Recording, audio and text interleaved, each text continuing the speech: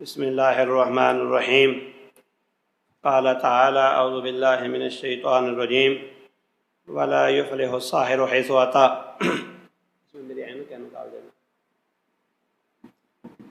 جادوگر جہاں سے بھی آئے گا وہ ناکام اور نامراد ہوگا۔ یہ دنیا آزمائش گاہ ہے، اس کے اندر ہر انسان کسی نہ کسی آزمائش اور فتنے کا شکار رہتا ہے۔ مومن، موحد، صحیح العقیدہ آدمی، متبع سنت آدمی، اللہ تعالیٰ اس کو آزمائشوں اور فتنوں سے اس کے ایمان، توکل، یقین اور اللہ تعالیٰ پر اعتماد کی وجہ سے نکال لیتا ہے۔ فاسق، فاجر، مشرک، کافر اور دیگر لوگ ان فتنوں کا دنیا میں شکار ہو جاتے ہیں۔ سب سے بڑا فتنہ کفر و شرک کا فتنہ ہے، اور کفر و شرک کا شکار ہونے والے بہت زیادہ ان گنت اور لاتعداد ہیں۔ مجموعی جو انسانی آبادی ہے اس کے 3 حصے ویسے ہی غیر مسلم پر مشتمل ہیں، اور جو 1 حصہ مسلمانوں پر مشتمل ہے ان کی بھی کثیر تعداد، 2/3 سے زیادہ تعداد ان فتنوں کا شکار ہے۔ آزمائشیں 2 طرح کی ہیں جو میرے موضوع کے متعلق ہیں، اگرچہ ان کی کئی اقسام ہیں۔ جو میرے موضوع کے متعلق ہیں ان کی 2 قسمیں ہیں۔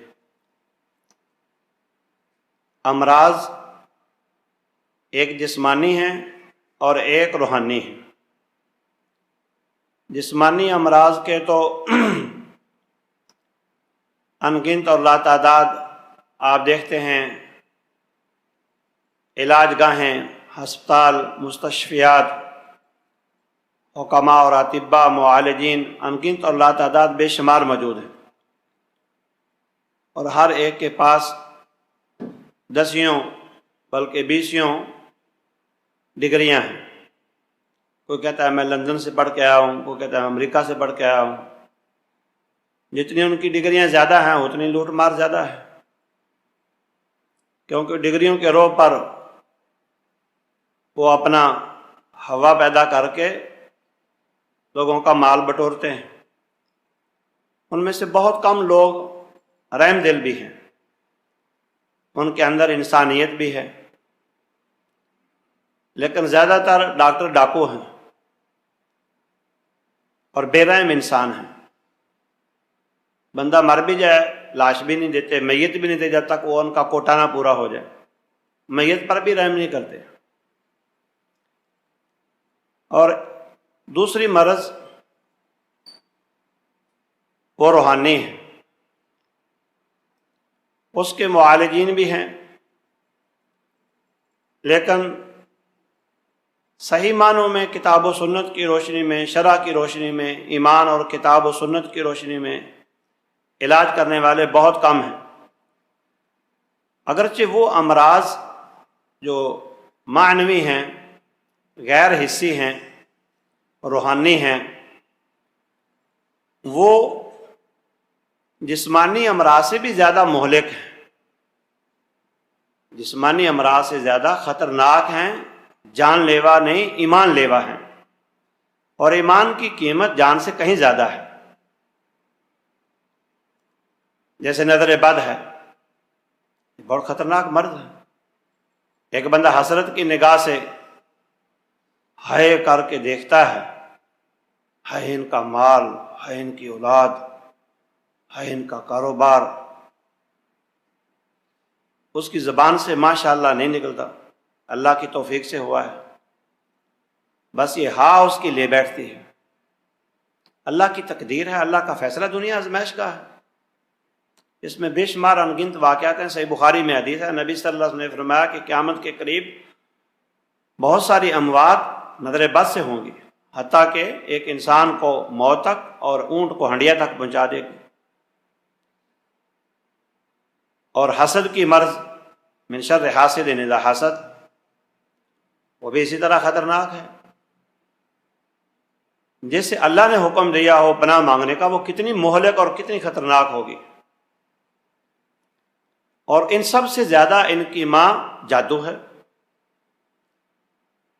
جس کے بارے میں قرآن مجید نے فرمایا وما کفر سلیمان ولکن الشیاطین کفروا یعلمون الناس السحر، کہ وہ کفر ہے، کافر سیکھتے سکھاتے تھے۔ سلیمان علیہ الصلوۃ والسلام تو کافر نہیں تھے۔ یہودیوں نے جب نبی صلی اللہ علیہ وسلم کی نبوت اور رسالت کا انکار کر دیا اور اقرار کرنے سے ہیلے بہانے تلاش کرنے لگے، تو انہوں نے جب اخلاقی انحطاط آخری حدوں پر تھا، نہایت نچلی سطح پر آ گئے، تو یہ بات مشہور کر دی کہ سلیمان علیہ السلام کی حکومت کوئی اللہ کی طرف سے نہیں قائم تھی، وہ سارا کھیل جادو کا کھیل تھا، جادو کی وجہ سے ان کی حکومت چلتی تھی، اور وہ خود بھی جادو پڑھتے تھے، جادو کی تعلیم دیتے تھے، جادو کی وجہ سے ان کی اقتدار اور حکومت قائم تھا۔ اللہ تعالیٰ نے اس باطل اور پلید نظریے کی تردید کے لیے قرآن مجید میں ایک پورا رکوع نازل فرما دیا۔ ہمیں چاہیے کہ ہم اس کا صحیح تفسیر کی روشنی میں جائزہ لیں، تاکہ اعتقاد کی بھی درستگی ہو، اور یہودیت جو انسانی تاریخ کے نام پر ایک دھمبا ہے، جو ہر اعتبار سے لوگوں کے مال، جان، عزتیں، ہر چیز کو لوٹنے پر تلے ہوئے ہیں، ان کا کردار بھی قرآن مجید کشف کرتا ہے، کھولتا ہے، ننگا کرتا ہے۔ آپ اندازہ لگائیں، قرآن مجید نے فرمایا وَاتَّبَعُوا مَا تَتْلُو الشَّيَاطِينُ عَلَىٰ مُلْكِ سُلَيْمَانَ،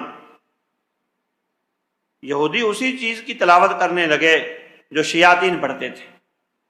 تورات چھوڑ دی، انجیل چھوڑ دی، وحی الہی کتاب اللہ کو ہاتھ نہیں لگاتے، جو شیاطین حضرت سلیمان علیہ السلام کے دور حکومت میں پڑھتے تھے اس کی تلاوت کرتے۔ وہ کیا تھے؟ جادو، جادو کی تحریریں۔ بلکہ انہوں نے یہاں تک مشہور کر دیا تھا کہ سلیمان علیہ السلام کی حکومت جادو جنات پر قائم تھی۔ یہی وجہ ہے کہ دیکھو کتابوں میں لکھا ہے، یہودیوں نے یہ بات مشہور کی، انہوں نے کہا کہ دیکھو کتابوں میں لکھا ہے کہ سلیمان علیہ السلام نے اپنی کرسی کے نیچے جادو کی کتابیں دبائی ہوئی تھی۔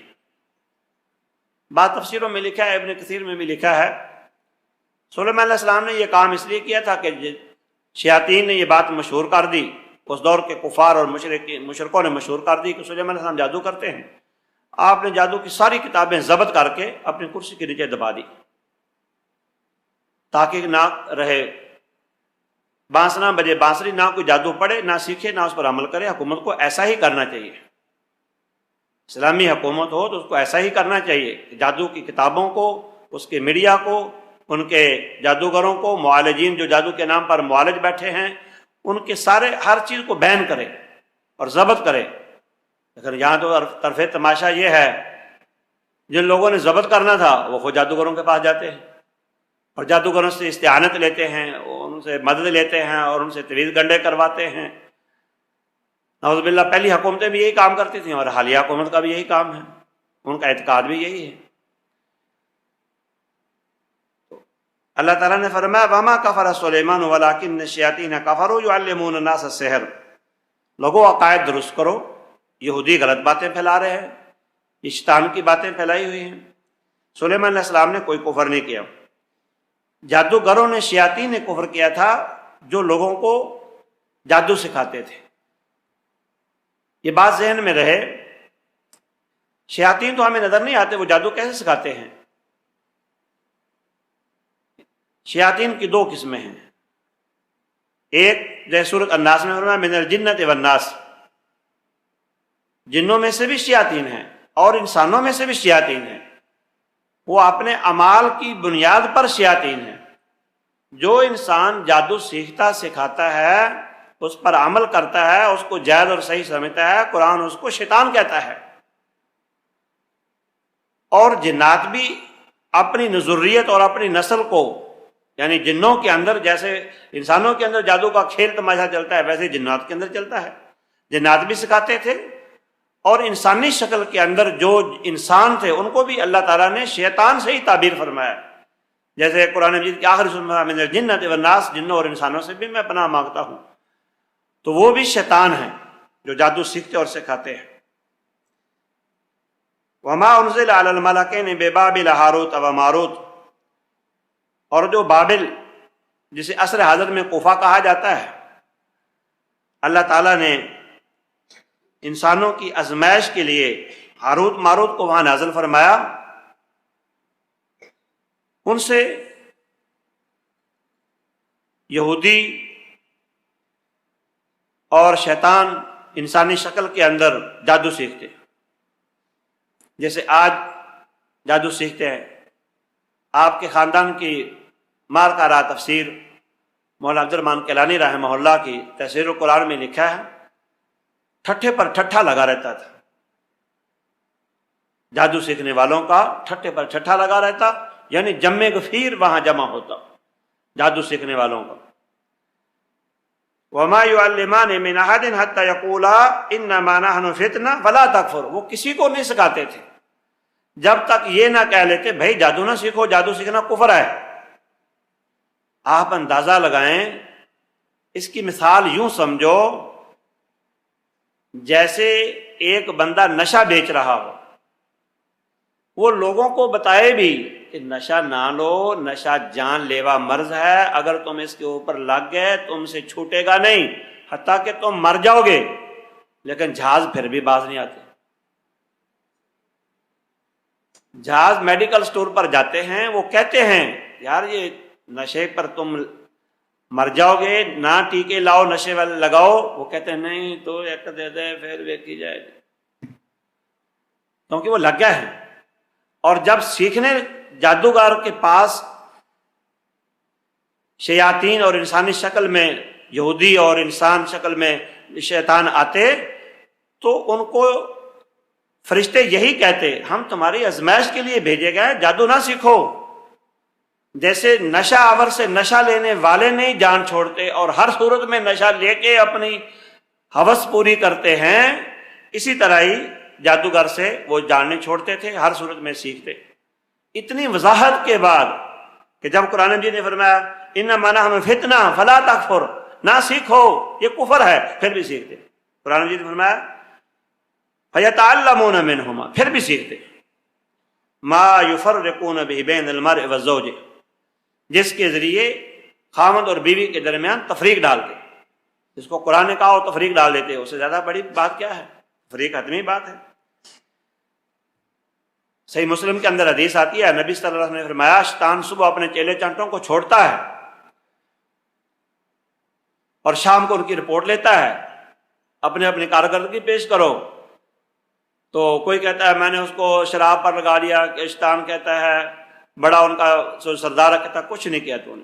کوئی شیطان کہتا ہے میں نے اس کو سود پر لگا لیا، کہتا کچھ نہیں کیا۔ کوئی کہتا ہے میں نے ان کو بے نماز بنا لیا ہے اور اس کے یہ گناہ یہ معصیت نیا فرمانی اس پر، کہتا کچھ نہیں کیا۔ ایک کہتا ہے میں نے خاوند بیوی کے درمیان تفریق ڈال دیا، لڑائی ڈال دیا، جادو کروا کے تفرقہ ڈال دیا، الگ الگ کر، کہتا شاباش آ گئے، اس کو جفے میں لیتا ہے، شاباش دیتا ہے۔ یہ سب سے بڑا کام ہے، شیطان کہتا ہے یہ ہے کام کرنے والا۔ جادوگر آج یہی کر رہے ہیں، لوگوں کے درمیان تفریق ڈالتے ہیں۔ اور قرآن مجید نے یہ بھی فرما دیا وَمَا هُمْ بِالضَّارِّينَ بِهِ مِنْ أَحَدٍ إِلَّا بِإِذْنِ اللَّهِ، وہ کسی کا کچھ نہیں بگاڑ سکتے مگر جب اللہ کا حکم ہوتا ہے۔ یہی وجہ ہے بہت سارے لوگوں پر جادو ان کا ناکام ہے، جو اللہ تعالیٰ پر ٹھوس محکم حتمی اور یقینی عقیدہ رکھتا ہے اور وحی الہی کا پابند ہے، فرائض کا پابند ہے، محرمات سے بچتا ہے، صبح و شام سونے کے اذکار کرتا ہے، رزق حلال کھاتا ہے، صلہ رحمی کرتا ہے، اور کثرت کے ساتھ قرآن کی تلاوت کرتا ہے، اور کثرت کے ساتھ اللہ کا ذکر کرتا ہے، اور اپنے شیطان کو مدعا کر دیتا ہے، جادوگر اس کی تاثیر، جادوگر کا تاثیر اور اس کے وار بالکل اس پر خالی جاتا ہے، ناکام ہو جاتا ہے، کچھ نہیں کر سکتا۔ جادوگر اپنے چیلے چانٹے بھیجتا ہے، اللہ تعالیٰ کے فرشتے اس کے حصار بنائے ہوتے ہیں، یحفظون من امر اللہ، اللہ کے حکم سے اس کی حفاظت کرتے ہیں۔ وہ جا کے بتاتے ہیں ہم تو آگے نہیں جا سکتے، اس کے ارد گرد تو اللہ کے فرشتے کھڑے ہیں، حصار بنا ہوا ہے، وہ سیفٹی میں ہے، حتیٰ کہ جادوگر ناکام ہو جاتا ہے۔ ولا یفلح، قرآن مجید نے جو فرمایا تھا ولا یفلح الساحر حیث ہوتا، جادوگر جدھر سے بھی آئے گا ناکام ہوگا، ناکام اور نامراد ہو جاتا ہے۔ یہ جادوگر کا وار کس کے اوپر چلتا ہے؟ جیسے امریکہ کے سامنے جو ملک ڈر جاتے ہیں نا، امریکہ ان کے اوپر چڑھ جاتا ہے۔ جو سیدھا کھڑے ہو جاتے ہیں کہتے ہیں کچھ نہیں تیری بات مانیں گے، امریکہ پہ چڑھ جاتا ہے۔ یہی حالت جادوگروں کی ہے۔ جو آنکھیں دکھاتا ہے ایمان کی بنیاد پر، توکل کی بنیاد پر، اللہ اس کی حفاظت کرتا ہے، جادوگر ناکام ہو جاتا ہے۔ اور جو اس کے سامنے بھیگی بلی بن جائے اور ڈر جائے اور شیطانوں سے خوف زدہ ہو جائے، شیطان اس کے اوپر چڑھ جاتے ہیں۔ قرآن مجید نے فرمایا وَيَتَعَلَّمُونَ مَا يَضُرُّهُمْ وَلَا يَنفَعُهُمْ، جو نقصان دہ چیز یہودی وہ سیکھتے، نفع مند چیز ایمان توحید اس کو چھوڑ دیتے۔ وَلَقَدْ عَلِمُوا لَمَنِ اشْتَرَاهُ مَا لَهُ فِي الْآخِرَةِ مِنْ خَلَاقٍ، ان کو پورا پتا تھا، یقینی پتا تھا کہ جو چیز وہ خرید رہے ہیں، حاصل کر رہے ہیں اپنی جانوں کو بیچ کر کے، علم ان کو پتہ لگ گیا، لمن اشتراہ، جو اس کو خریدے گا، ما لہ فی الآخرۃ من خلاق، اس کا آخرت میں، قیامت میں، جنت میں کوئی حصہ نہیں ہوگا، یا جہنم میں، پکا دوزخی ہے۔ وَلَبِئْسَ مَا شَرَوْا بِأَنفُسِهِمْ لَوْ كَانُوا يَعْلَمُونَ، کاش کہ ان کو پتہ چل جاتا جس چیز کے عوض وہ اپنے جانوں کو، دنیا کو، اپنے جانوں کو سیل کر کے، ایمان کو سیل کر کے جہنم خرید رہے ہیں اور دنیا عارضی طور پر حاصل کر رہے ہیں، بہت بری چیز ہے، بہت سستی اور ناکام چیز ہے۔ لو کانوا یعلمون، کاش کہ ان کو پتہ ہوتا۔ تو میرے عزیز پیارے مسلمان بھائیوں، یہاں سے یہ بات بھی واضح ہوئی ان کا آخرت میں کوئی حصہ نہیں، وہ کافر ہیں۔ صحیح بخاری شریف میں حدیث میں ہے اجتنبوا سبع الموبقات، 7 مہلک ایمان لیوا چیزوں سے بچو۔ اس میں سے شر دست آپ نے شرک کے بعد سحر، جادو کو ذکر فرمایا۔ جب معوذتین نازل نہیں ہوئی تھیں، ابتلاء یعنی ازمائش کے طور پر نبی صلی اللہ علیہ وسلم بھی اس کی لپیٹ میں آ گئے۔ یہ اللہ کی حکمت تھی، اللہ کی قدرت تھی۔ اللہ تعالیٰ اس وحی کے ذریعے بتانا چاہتا تھا کہ معوذتین کے ذریعے آنے والی مخلوق کا، اللہ کے بندوں کا علاج ہوگا۔ لبید بن عاصم یہودی نے آپ پر جادو کر دیا۔ آپ صلی اللہ علیہ وسلم، حافظ ابن حجر نے فتح الباری میں لکھا ہے 6 مہینے تک اس کرب اور ابتلا کے اندر رہے کہ حافظے کے اوپر نہایت منفی اثرات پڑے۔ آپ سمجھتے میں نے یہ کام کر لیا ہے، وہ نہیں کیا ہوتا تھا، یہ کام نہیں کیا، وہ کر چکے ہوتے تھے۔ آپ نے بار بار کثرت سے اللہ سے دعا کی، اللہ تعالیٰ نے وحی کے ذریعے بتایا فلاں جگہ تمہارا جادو دبایا ہوا ہے، فلاں کنویں میں پتھر کے نیچے تمہارے بالوں کو حاصل کر کے کھجور کے خوشے کے اندر اس کو پڑھ کے دبا دیا گیا ہے، اس کنویں کا پانی بھی مہندی جیسا ہو گیا تھا۔ تو جب نکالا گیا، بالوں کو کھولا گیا، تو آپ صلی اللہ علیہ وسلم کی طبیعت حشاش بشاش ہو گئی۔ تو میرے عزیز، اس میں تو کوئی اختلاف نہیں ہے کہ جادو برحق ہے، اور اس کا ذکر قرآن مجید نے بہت بیان فرمایا ہے۔ علاج کے طور پر، علاج کے طور پر جو لوگ بیٹھے ہیں ان کی 2 قسمیں ہیں۔ ایک قسم دوسری، ایک قسم ہے دوسری اردو میں ان جادوگروں کی جو علاج کے نام پر جادو کر رہے ہیں، اور دوسری بھی دے دو، عربی والی یہ بھی دے دو، وہ جادو کے نام، جادو کے علاج پر خود جادو کر رہے ہیں۔ ایسے واقعات بھی بے شمار ہیں۔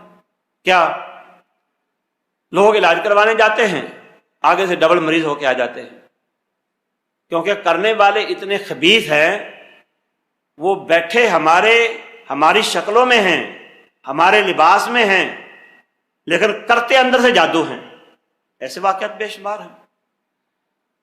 اور ایک قسم ان لوگوں کی ہے جو کٹر العقیدہ، پکے پختہ عقیدہ والے ہیں، صرف کتاب و سنت ان کا دستور منشور ہے، اور صرف اللہ کو عالم الغیب جانتے ہیں، حتیٰ کہ فرشتوں کو، حتیٰ کہ جنوں کو، حتیٰ کہ انسانوں کو، کسی کو عالم الغیب نہیں مانتے، اور لوگوں کا عین شریعت اور وحی الہی کے مطابق علاج کرتے ہیں۔ مٹھی بھر آٹے کے نمک کے برابر وہ بھی لوگ معاشرے میں موجود ہیں، اور ایماندار اتنے ہی ہوتے ہیں۔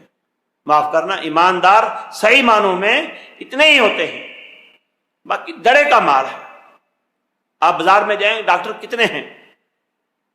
ڈاکو زیادہ ہیں، ڈاکٹر تھوڑے ہیں۔ کسی کام کے اندر، کسی فیلڈ کے اندر، کسی محکمے کے اندر جاؤ، کام کا بندہ ایک آدھا نکلے گا، آدھے سے زیادہ منافق نکلیں گے۔ 2 نمبری کرنے والے وکیل، 2 نمبری کرنے والے جج، 2 نمبری کرنے والے ہر جگہ ان گنت اور لاتعداد ہیں۔ مخلص، موحد، شریعت کا تابع دار، فرمانبردار، انسانیت کا اس کی بلائی اور فلاح چاہنے والے، وہ آٹے میں نمک کے برابر ہیں۔ تو موضوع لمبا نہ ہو جائے، میں آپ کو اختصار کے ساتھ اس قسم کی وضاحت کرنا چاہتا ہوں جو لوگ علاج کے نام پر اپنی مسندیں سجا کے بیٹھے ہیں اور اپنے کاروبار اور اپنا دھندا چلا رہے ہیں۔ یاد رہے، ہم اس چیز کے مخالف نہیں ہیں کہ معالج حضرات اپنی محنت کا معاوضہ لیں، یہ جائز ہے، اس پر بے شمار دلائل ہیں۔ وقت نہیں ہے کہ میں اس موضوع پر بحث کروں، نہ اس میں کوئی علماء کے نزدیک اختلاف ہے۔ معالج آخر وقت دیتا ہے، آپ کے باپ کا ملازم تو نہیں ہے کہ آپ کو گھنٹوں علاج کرتا رہے اور آپ جاتے وقت ہیں جزاک اللہ خیر۔ اس کے بیوی بچے ہیں، وہ علاج معالجہ کر رہا ہے، اس نے وقت دیا آپ کو، آپ اس کے ساتھ تعاون کریں، لیکن معالج کو ڈاکو نہیں بننا چاہیے۔ جو یتیم ہیں، فقراء ہیں، مساکین ہیں، بیوہ عورتیں ہیں، معاشرے کے پسے ہوئے اور مظلوم لوگ ہیں، ان کے ساتھ احسان کریں، اور جو صاحب مال، ثروت والے ہیں، دولت والے ہیں، ان سے حسب حالات ایک حد تک اپنی محنت اور وقت کا معاوضہ لے سکتا ہے۔ معاوضہ لینے پر شرع نے اپنے بہت سارے دلائل بیان کیے ہیں، لیکن میں ان لوگوں کی نشاندہی صرف کرنا چاہتا ہوں جو علاج معالجے کے نام پر ڈکیتیاں کرتے ہیں۔ مال تو لوٹتے ہی لوٹتے ہیں، ایمان بھی ضائع کرتے ہیں۔ یہ چھوٹی سی کتاب میرے ہاتھ میں قرآن کریم کے آخری 3 پاروں کی تفسیر ہے، یہ سعودی عرب سے چھپی ہوئی ہے۔ حجاج کرام جو حج عمرے کے لیے جاتے ہیں، اللہ تعالیٰ ان کو توفیق دیتا ہے تو ان کو سعودی گورنمنٹ یہ کتاب تحفہ دیتی ہے۔ ویسے اس موضوع پر 20 کتابیں ہیں، پاکستان میں بھی الحمدللہ بہت ساری چھپ چکی ہیں، اردو زبان کے اندر بھی بے شمار کتابیں آگئی ہیں، لیکن اس کو میں نے اس لیے پکڑا ہے کہ بہت سارے لوگوں کا اعتقاد اور ایمان یقین یہ ہے کہ سعودی عرب سے جو بات آتی ہے وہ اتھینٹک ہوتی ہے، یہ کتاب وہاں کی چھپی ہوئی ہے۔ میں آخر میں ایک آسان ترین کتاب کا بھی آپ کو پاکستان سے چھپی اس کا بھی تعارف کراؤں گا علاج کے سلسلے میں، لیکن یہ علامات آپ سمجھ لیں، ان علامات کی روشنی میں جو علاج کرتا ہے وہ ایمان کا ڈاکو ہے، وہ معالج نہیں ہے، وہ ڈاکو ہے۔ بس یہ علامات سمجھ لیں، اس کے بعد آپ کو سوال و جواب کی نشست کا موقع دیں گے کیونکہ موضوع بہت لمبا ہے۔ سب سے پہلے اور سر دست علامت جادوگر کی کیا ہے؟ یہ سوال نمبر 151 پر لکھا ہے، جادوگروں اور شعبدہ بازوں کی چند علامتیں۔ نمبر 1، بیمار سے اس کا اور اس کی والدہ کا نام پوچھنا۔ آپ اندازہ لگائیں، میں بھی معالج ہوں، اس لیے مجھے انہوں نے بلایا ہے، میرے فاضل شاگرد ہیں یہ عبدالرب بھائی، اللہ تعالیٰ ان کو سلامت رکھے۔ مجھے لوگ فون کرتے ہیں نا، تو فون کرتے ہی کہتے ہیں میرا یہ نام ہے، میری والدہ کا یہ نام ہے۔ میں نے کہا یار میں نے نام پوچھا نہیں والدہ کا۔ کہنے لگا میں نے کہا شاید آپ کو ضرورت ہو، لوگ تو پوچھتے ہیں نام۔ میں نے کہا جادوگروں کی علامت۔ کہنے لگا ہیں جادوگروں کی؟ میں نے کہا ہے ہی جادوگروں کی علامت۔ کتاب والے نے لکھا ہے بیمار سے اس کا اور اس کی والدہ کا نام پوچھنا، کیونکہ نام کی معرفت و عدم معرفت علاج میں مؤثر نہیں ہے، اور جس جادوگر کے آپ پاس جائیں گے وہ سب سے پہلے آپ کو آپ کا اور آپ کی والدہ کا نام پوچھے گا۔ جادو کروانے والے اور کرنے والے وہ بھی یہی کام کرتے ہیں. جیسے جادو کرنا ہے نا، ضرور بر ضرور مریض کا جس پر جادو کرنا ہے اور اس کی والدہ کا نام پوچھے گا، دونوں کے نام کے اندر حروف تہجی کا گہرا تعلق ہے. تو یہ آپ علامت سمجھ لیں، جو نام پوچھتا ہے والدہ کا اس کا علاج طریقہ شرعی نہیں ہے. قطع نظر اس بات سے بعض دفعہ معالج کو خود نہیں پتا میں غلط کر رہا ہوں. جیسے بعض ڈاکٹر ناقص ادویات دے دیتے ہیں، ان کو خود نہیں پتا کہ یہ دوائی نقصان دہ ہے بجائے فائدہ کے. اس طرح حکیموں کا حال ہے. نمبر 2، مریض کا کوئی کپڑا طلب کرنا، جیسے کرتا یا بنیان، اس کو ماپتے ہیں. کیسے ماپتے ہیں؟ کرتا یا بنیان مانگیں گے اور اس کا ماپ کریں گے جادو کرنے سے پہلے، اپنا علاج کرنے سے پہلے، اور پھونکا مارنے کے بعد پھر کہیں گے اگر چھوٹا ہو جائے جادو نہیں ہے، بڑا ہو جائے جادو ہے، یا بڑا ہو جائے جادو نہیں ہے، چھوٹا ہو جائے جادو ہے. یہ میں ایک بڑے مشہور حکیم ہیں گڑھی شاہ کے قریب، آپ میں سے شاید کچھ لوگ جانتے ہوں، عثمان صاحب، حافظ عثمان، حافظ اللہ بن یوسف رحمہ اللہ، ان کی رہائش کے بالکل قریب تھے. مجھے ان کے پاس ایک دفعہ جانا پڑا. میں ان کو بڑا اچھا مخلص پایا ہے، بڑے اچھے حکیم ہیں، لیکن وہ حکمت کے ساتھ جادو کا علاج کرتے ہیں، لیکن اس مسئلے میں 100% جاہل ہیں. 100%. میں رمضان میں ان کے پاس گیا اپنے علاج کے لیے، میری یہ ٹانگ کا مسئلہ تھا، تھوڑا سا اسکوراشے کا مسئلہ ہے. تو میں نے ان کو دیکھا کہ وہ لوگوں کے کپڑے ماپ رہے ہیں. مجھ سے برداشت نہ ہوا. میں نے کہا یہ تو 100% غلط ہے، یہ تو جادوگروں کی علامت ہے. تو وہاں 500-600 تو مریض تھے، وہ صرف ایک مریض کو 1 یا آدھا منٹ دیتے ہیں، اس سے زیادہ ٹائم نہیں دیتے. آپ اندازہ لگا لیں جہاں 500-600 مریض ہو تو کیا حشر ہوگا. پھر رمضان کا مہینہ تھا. میں نے کہا کہ اب میں ان کو کیسے بتاؤں.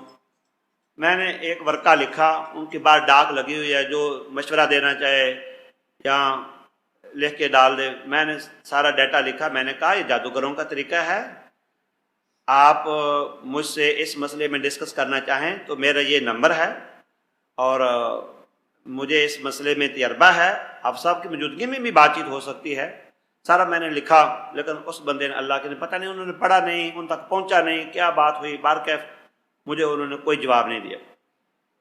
یہ وہ معالج صحیح ہے یعنی طبی علاج کرنے میں، لیکن روحانی علاج میں ان کا علم ہی نہیں ہے، نہ ان کو پتہ ہے. لیکن وہ ماپ رہے ہیں کپڑے، اور آدھے منٹ کے اندر پھونکا مارتے ہیں اور آدھے منٹ میں فیصلہ کر لیتے ہیں، حالانکہ ویسے ہی ناممکن ہے. آدھے منٹ میں سود فتح نہیں پڑی جاتی اور وہ فیصلہ بھی کر لیتے ہیں جادو ہے کہ نہیں. تیسری علامت یہ ہے، مریض سے کبھی کبھار خاص صفات کا کوئی جانور مانگا جاتا ہے تاکہ اسے جن کے نام پر ذبح کرے، اور بس آقا اس کا خون مریض پر لگایا جاتا ہے. آپ کو پتہ ہے مریض حضرات سے معالج جانور مانگتے ہیں اور وہ کہتے ہیں کہ ہم نے یہ جانور ذبح کر کے جنات کو کھلانا ہے، ورنہ وہ ہمارا کام نہیں کرتے. کام واقعی وہ نہیں کرتے، کیونکہ تم جن کے ہتھے چڑھے ہوئے ہو انہوں نے اپنا کام تم سے لینا ہے، غیر اللہ کے نام پر ذبح کرانا ہے. جانور کو غیر اللہ کے نام پر ذبح، اللہ کے نام پر بھی ذبح کر کے وہاں ڈالے جانوروں، ان کو شیاطین کو، جنات کو، وہ بھی حرام ہے. اللہ کے نام پر بھی ذبح کریں. جانور اس لیے تو نہیں پیدا کیے کہ حلال جانوروں کو پیدا جو ذبح کر کے تم جنات کے آگے پھینک دو. وہ کہتا ہے راوی کے وہ دریا میں پھینکنا ہے، کوئی کہتا ہے جی میں نے صحرا میں پھینکنا ہے، کوئی کہتا ہے وہ جنات ہم سے گوشت مانگتے ہیں. آپ دیکھیں گے بعض معالج گوشت کا مطالبہ کرتے ہیں علاج کے سلسلے میں، کہتے ہیں جی اتنا گوشت لے کے آؤ. کوئی کہتا ہے میرے پاس جو مریض آتے ہیں میں نے پوچھتا ہوں کہاں کہاں گیا ہے، کیا کیا کہ میں فلاں معالج کے پاس گیا، پھر میں نے کہا اس نے کیا مانگا، اور کہا ایک بکرا مانگا تھا، پھر اس نے بکرا ذبح کر کے اس نے کہا جی میں نے دریا راوی میں پھینکنا ہے، وہاں جنات ہیں ان کو کھلانا ہے. کوئی کہتا ہے مجھ سے انہوں نے گوشت مانگا تھا، کوئی کہتا ہے کوئی. یہ ساری علامت جادوگروں کی ہے، اور بعض دفعہ وہ مریض کے کپڑوں کے اوپر اور بعض دفعہ مریض کے جسم کے اوپر بھی لگا دیتے ہیں. ایسے بھی آپ دیکھیں گے مریض کو ایسے کاغذات دے دیتے ہیں جن پر کچھ کھانے بنے ہوئے ہیں اور ان میں کچھ نمبر یا حروف لکھے ہوئے، سے حجاب یا تعویذ کہتے ہیں. یہ ایک لمبا موضوع ہے، میں اختصار سے بالکل ٹو دی پوائنٹ بات کروں گا. گویا کہ علاج کے سلسلے میں وہ کہتے ہیں یہ لے جاؤ، اس کو گلے میں لٹکا لو اور اس کو پی لو، اور اس کا یہ تمہارا حفاظت کرے گا، اور یہ تمہارا، بعض پنجابی میں کہتے ہیں رکھ بنا دی ہے، رکھ کا میں نے حفاظت کرنے والی چیز. تو یہ سارا شرک ہوتا ہے. کیسے پہچان لو گے کہ شرک ہے؟ آپ میرے پاس علاج معالجہ میں کرتا ہوں تو میرے پاس اتنے تویز پڑے ہیں، کاش میں وہ لے آتا آپ کو دکھاتا آج، اتنے تویز پڑے ہیں اللہ کی قسم، 500 سے زائد تویز ہوگا، اور ایک ایک تویز خیر سے اتنے صبر کرتے ہیں کہ بعض تویز جو ہے وہ چھٹانگ کے ہیں، ہاں جی، بعض نے پورے پورے صفحے پرنٹ کر کے رکھے ہوئے ہیں اور وہ دیتے ہیں لوگوں کو، اور ان کے اوپر لکھا کیا ہے، جبرائیل، اسرافیل، فرعون، ہارون، طالوت، جالوت، فلاں فلاں، اور درمیان میں حیران کن بات ہے اتنے پلید ہیں، آیت الکرسی بھی لکھی ہوئی ہے، ارد گرد بسم اللہ بھی لکھی ہوئی ہے، بعض میں فاتحہ بھی لکھی ہوئی ہے، اور بعض میں شیطانوں کے نام، بعض میں جنوں کے نام، بعض میں کافروں کے نام، حتیٰ کہ میں آپ کو ذکر کروں اختصار کے ساتھ، ایک دفعہ مجھے جب میں اس کام میں نہیں آیا تھا، میرے والد محترم کو جادو تھا، میں علاج کرانے کی غرض سے ایک عالم کے پاس گیا، وہ بھی گڑی شو میں تھا، اور بہت بڑی اس نے ماشاءاللہ جناح کیپ رکھی اور اتنی اتنی داڑھی، میں تو دیکھ کے حیران ہو گیا، میں نے کہا بہت بڑا پختہ ماہر معالج ہوگا۔ جب میں نے انتظار کرتے کرتے، حضرت صاحب اس طرح ممبر کی طرح ایک مسند سجائی ہوئی تھی، تو اس کے آنے سے پہلے ہی بڑی تعداد میں عورتیں، اور ایک طرف عورتیں ایک طرف مرد جمع ہو گئے، جب تشریف لائے تو انہوں نے علاج کام شروع کیا، ایک مریض کو پکڑیں، ایک ساتھ بچہ بٹھایا ہوا ہے، بچے کے اوپر کپڑا ڈال دیا گیا ہے، جیسے دہشت گردوں کے اوپر ڈال دیتے ہیں، دہشت گردی ہے ایمان کی، تو ان کی اور ان کی علامات ملتی جلتی ہیں، جو دہشت گردی کرتے ہیں وہ بھی اور یہ بھی، بچے کے یقین زیادہ میں نے اپنی آنکھوں دیکھا، ایسے کپڑا ڈالا ہوا ہے بچے کے اوپر، ایک مریض کو بلاتے ہیں تو اس کو کہتے ہیں ہاں جی پکڑو ان کو، آ گئے ہو، آ گئے ہیں۔ میرے والد صاحب کی جب باری آئی نا، میں آپ کو ان کا واقعہ سنا دیتا ہوں، میرے والد صاحب کی جب باری آئی، جادو تو تھا میرے والوں کو، یہ تو مجھے پتا ہے، تو اس نے بچے کو کہا ہاں جی بلاؤ ان کو، کہا بلا لیا جی، آ گئے ہیں، کتنے ہیں؟ 20 ہیں، ان کو گجرا والا کے کنویں میں الٹا لٹکا دو، کہا لٹکا دیا ہے جی، اوپر پتھر رکھ دو، میں رکھ دیا ہے جی، فیصلہ ہو گیا 3 منٹ میں، ہمیں کوئی چیز نظر نہیں آئی، والد صاحب ساری باتیں سن رہے ہیں، تو انہوں نے کہا آج مولوی صاحب آپ کے والد صاحب کا علاج ہو گیا ہے، جن تو ہم نے گجرم والا کے ٹٹھے کھو میں الٹے لٹکا دیے ہیں اور اوپر ان کے پتھر رکھ دیے ہیں، کام پکا ہو گیا ہے۔ میں نے کہا انہوں نے کہا اب نا ایسا کرو، یہ کم و بیش 25-26 سال پہلے کی بات ہے، میں اس وقت جامعہ اسلامیہ مدینہ میں پڑھتا تھا، انہوں نے کہا اب آپ ایسا کریں بابا جی کے لیے ایک معجون بنانی ہے، 1800 روپیہ دے دیں اس معجون کا، تو بابا جی چاہے دوسری شادی کر لیں۔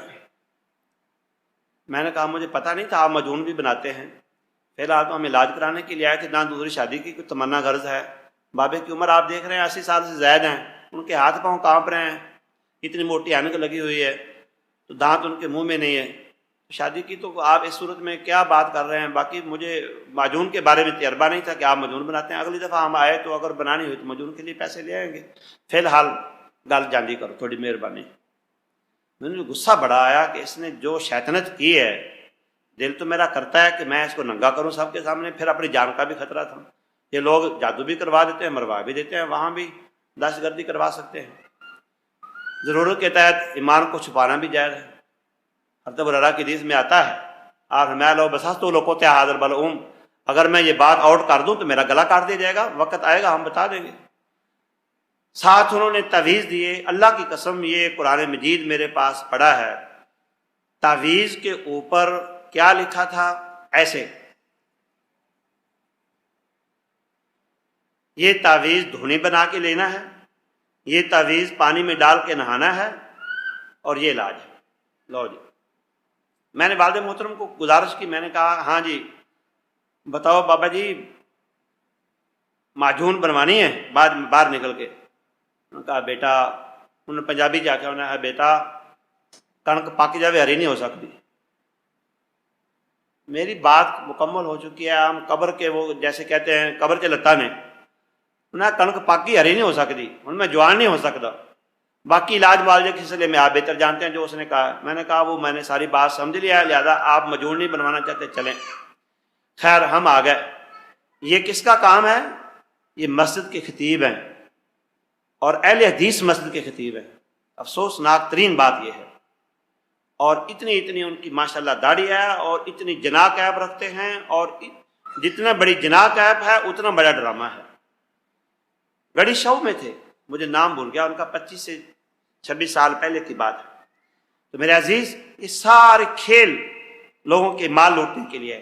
تویز گنڈے کا کام بالکل شرع کے اندر 1% بھی اس کا جواز نہیں ہے. وہ تعویذ گنڈے جن کے اوپر ہند سے بنے ہوں, کفار کے نام لکھے ہوں, شیطانوں کے نام لکھے ہوں, چاہے درمیان میں آپ ایت الکرسی لکھ دیں, سورۃ فاتحہ لکھ دیں, معوذات ہی لکھ دیں. اس کی مثال ایسے ہے جیسے شہد کے ساتھ آپ شراب کو مکس کر کے سیل کریں تو وہ شہد کا حکم تو نہیں لگے گا, شراب کا ہی حکم لگے گا.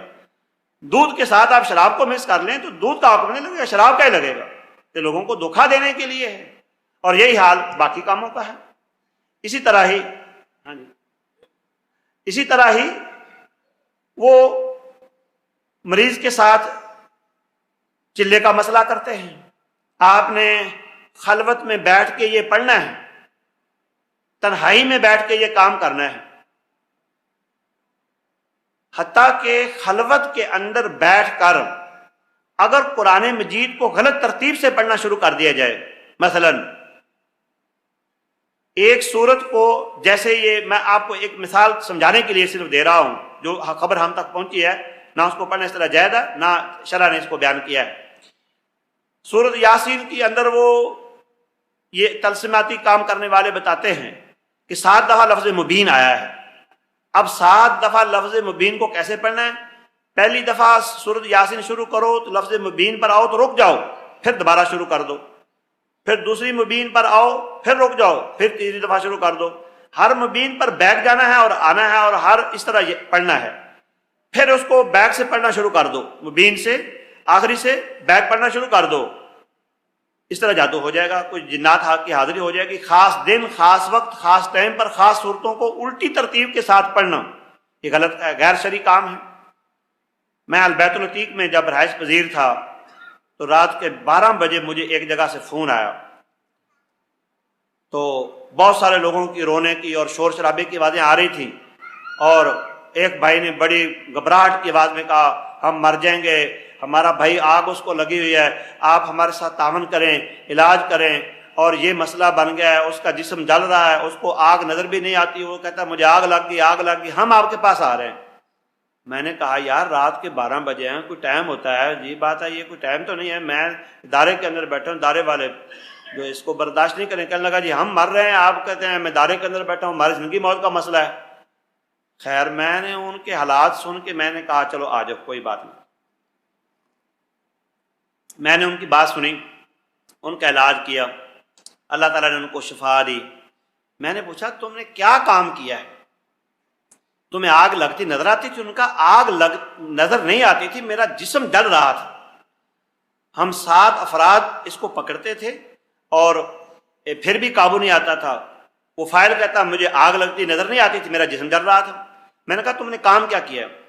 افسوسناک بات یہ ہے وہ بندہ ابھی زندہ ہے جس نے اس کو یہ کام سکھایا, اور اس سے زیادہ افسوسناک بات ہے وہ ہمارا شاگرد ہے. اور میں اس کو اس عمل سے پہلے پیغام بھیج چکا تھا, روک چکا تھا, لیکن وہ باز نہیں آیا. وہ لوگوں کو کیا سکھاتا تھا؟ خلوت میں بیٹھ کے اس طرح قرآن پڑھنا ہے. کیوں؟ یہ چلا کشی کا ایک طریقہ ہے. اس کے بعد کیا ہوگا؟ تمہارے پاس جنات آئیں گے. اس کے بعد کیا ہوگا؟ تم نے ڈرنا نہیں, وہ تم سے اپنی شرطیں منوائیں گے, 1-2 باتیں پوچھیں گے, تم نے ان کو قبول کر لینا ہے, پھر وہ تمہارے کام کریں گے.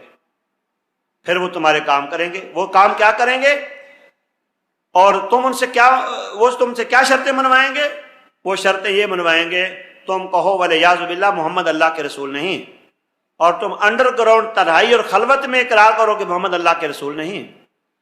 پھر وہ کہیں گے قرآن مجید اللہ کی کتاب نہیں ہے, وہ کہے گا اللہ کی کتاب نہیں ہے.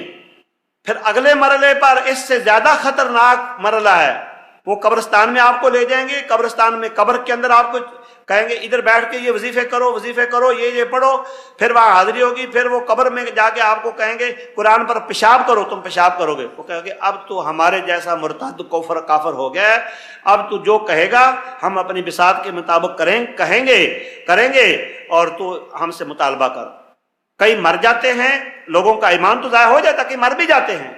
ہاں جی، ہمارا ایک رشتہ دار اس طرح مر گیا تھا، وہ قبرستان کے قریب جا کے چلا کشی کرتا تھا، تو جب جنات حاضر ہوئے ڈرا بھاگا تو جنات نے قبر کی چمڑ دی، کام ختم ہو گیا، مر گیا۔ ہاں جی، ضلع اوکاڑا کا یہ واقعہ ہے، ہمارے رشتہ دار تھا۔ تو ایسا بھی ہو جاتا ہے۔ تو میرے عزیز پیارے مسلمان بھائیوں، یہ لوگ جو عامل کے نام پر، علاج معالجے کے نام پر بیٹھے ہیں، یہ صرف علاج نہیں کرتے بلکہ ایمان لوٹتے ہیں، جان تو جاتی ہے، اس سے پہلے ایمان کا صفایا کر دیتے ہیں۔ لہذا ہمیں آخری بات اور آخری پوائنٹ پر آتے ہیں، ان سے بچنے کا طریقہ کیا ہے؟ علامات موٹی موٹی تو میں نے آپ کو بتا دی ہیں۔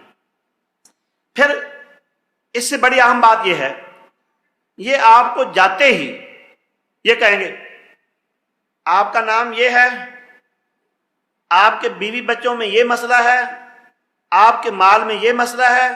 آپ کہیں گے میں نے تو اس کو کوئی بات نہیں بتائی، یہ خبیث کہاں سے خبریں دے رہا ہے؟ وہ خبریں دے رہا ہے جو شیاطین اس کے پاس ہیں۔ وَإِنَّ الشَّيَاطِينَ لَيُوحُونَ إِلَىٰ أَوْلِيَائِهِمْ، وہ اپنے چیلے چانٹوں کو سبق پڑھاتے رہتے ہیں۔ ابھی ایک بندہ آ رہا ہوتا ہے اس کے پاس، شیاطین اس کے راستے میں کھڑے ہوتے ہیں، وہ بتا دیتے ہیں جا کے ایک بندہ آ رہا ہے، یہ اس کی علامت ہے، فلاں علاقے کا ہے، تو نے آتے اس پر یہ وار کرنا ہے، اور وہ کہے گا ٹھیک ہے، گل ہوئی نا، بھابی مندے نہیں، ولایت تو پوری، بھابی مندے نہیں۔ نبی صلی اللہ علیہ وسلم نے ان کے بارے میں کیا فرمایا ہے؟ آپ صلی اللہ علیہ وسلم نے فرمایا من اتی عرافا او کاہنا وسألہ عن شیء لم تقبل له صلاۃ 40 لیلہ، جو کسی کاہن نجومی کے پاس آ کے محض سوال کر لے، صرف اتنا پوچھ لے کہ یہ کام کس نے کیا ہے، یہ چوری کس نے کی ہے، اس کی 40 راتیں یا 40 دن یا 5 نمازیں 40 دن اس کی قبول نہیں ہوتی۔ اس نے غلط سوال کیوں کیا ہے؟ غلط سوال کی اس کو سزا ہے۔ اور اگر جو شیطان اس کو بتلائے من اتی عرافا او کاہنا وسألہ عن شیء ثم صدقہ بما یقول فقد کفر بما انزل علی محمد، جو وہ بکواس کفر بکے کہ تیرے اوپر جادو فلانے کیا ہے اور تیری چوری فلانے کی ہے اور تیرے گھر میں فلانے آگ لگائی ہے، یہ اس طرح کام ہوگا، تیرا باہر جانا صحیح ہے کہ نہیں، تیری شادی کرنا ناکام ہو جائے گی، صحیح ہوگی، تیرا فلاں ملک میں جانا، کاروبار کرنا، اس کے ساتھ یہ وہ مستقبل کی خبریں، ماضی کی حالات بتائے، فرمایا جو اس کی کرے تصدیق فقد کفر بما انزل علی محمد، اس نے انکار کیا جو اللہ نے محمد پر اتارا ہے، اس کو کافر ہو جائے گا بندہ۔ کیوں؟ علم غیب کی تصدیق کر رہا ہے۔ علم غیب تو محمد صلی اللہ علیہ وسلم کو نہیں، محمد بھی وہی بات بتاتے تھے جو اللہ نے وحی کے ذریعے آپ کو بتائی تھی۔ ہاں جی، فرشتوں کو بھی علم غیب نہیں ہے، جنوں کو بھی نہیں، انسانوں کو بھی نہیں۔ سلیمان علیہ السلام فوت ہو چکے تھے، جنات کو پتہ ہی نہیں چلا، حتیٰ کہ گھن کے کیڑے نے لاٹھی کو کھایا تو بابا گر گیا، پھر لوگوں کو پتہ چلا، جنات کو پتہ، انہوں نے کہا ہائے کاش کہ ہمیں پتہ ہوتا کہ بابا تو مر گیا ہے تو ہم اتنی دیر ذلت رسوائی کے اندر نہ رہتے۔ اس لیے یہ سوال کرنا بھی اپنے ایمان کو ضائع کرنے کے مترادف ہے۔ جادو کیا کس نے ہے، یہ اتنا سوال کرنا ہی جرم ہے۔ ہاں لوگ جاہل ہوتے ہیں، آپ ان کو سمجھا دیں، آپ ان کو کہیں بھائی یہ علم غیب کے متعلق بات ہے، ایسی خبر دینا تو دور کی بات ہے، یہ سوال کرنا ہی غلط ہے۔ تو یہ ان کی علامات ہیں، یعنی جو غیر شرعی اور غیر حقیقی علاج کرتے ہیں وہ لوگوں کو خود ہی بتا دیتے ہیں کہ تمہارے اوپر یہ کچھ ہو چکا ہے، یہ ہو چکا ہے، اور جو لوگ اس سے ہٹ کے والیاذ باللہ کتوں سے خبریں لیتے ہیں وہ ان سے بھی گئے گزرے ہیں۔